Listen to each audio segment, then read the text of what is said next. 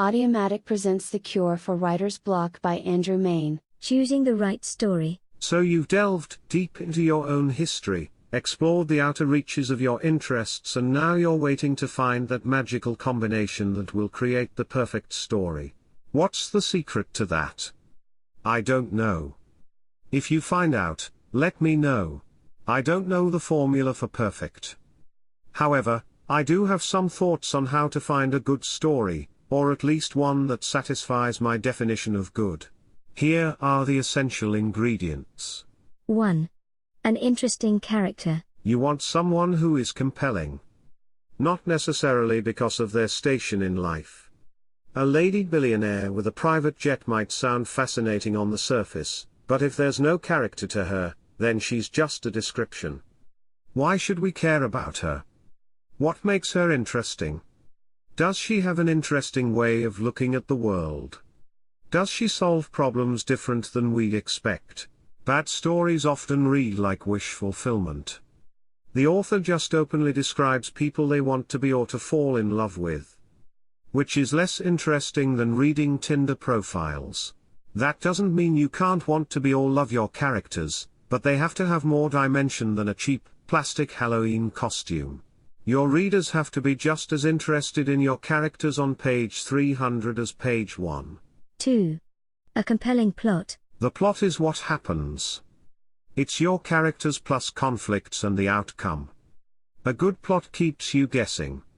You don't know what's going to happen next. And when it does, it makes sense. A good plot generally sounds interesting when you describe it. But a story is so much more than that. There's a reason I put character first. A good character in a weak plot is more enjoyable than a bad character in a great plot. How do you know when you've found a great character and a great plot? Sometimes you don't know until the book is finished. Even then, it might take time for it to find an audience. Or not at all. My way to get some indication is to test these ideas on my friends and people I meet. What have you been up to? I've been writing a new book. Oh really? What's it about? A Wisconsin farmer who likes to draw pictures of stalks of wheat. Do you know where the bathroom is? Clearly this is a fascinating idea for a story. My friend is so excited they have to rush to restroom in order to contain their enthusiasm. But just to be sure, I should test it out on a few other friends and see if they have the same reaction. In all seriousness, your friends and people you meet can be a helpful gauge, but they shouldn't be your deciding factor. Nobody can know if it's really a good idea until it's all put together. Even then, the execution of the idea could make or break it. However, one of the really helpful outcomes of this kind of market testing is that you'll learn how to shape your description and find out how well your story will appeal to people in an online world. Often the only interaction people will have with your story is your Amazon book page.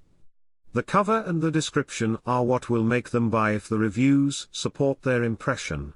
You might lose out on a bunch of wonderful stories because they don't make great elevator pitches, but you can find out which ones will have legs if you try them out on a few people. An important key to gauging the marketability of your story is by studying the reaction. The best response isn't. That sounds great. It's. I want to read that. 2 things to be cautious about. 1. Your friends might be idiots. If they've never read a book, their opinion as potential book buyers is essentially useless. Unless the mere thought of the existence of your story compels them to get a library card and start taking literature studies classes. 2. You can go on forever pitching great idea after another. At some point you have to write one. My friends got sick of me pitching ideas. They loved them all. I was told that I should just shut up and write them. Any of them. I did. And a year later I had my first literary agent and a movie deal. In some alternate universe there's a version of me still trying to come up with the perfect idea. Sucks for him? Summing it up, pitching your story in a few sentences can help you gauge people's interest, and its potential commercial prospects. But don't spend the rest of your life pitching. Try this. Take some story ideas you've been struggling with and try to condense them into a pitch. Test them on people and see which ones have traction.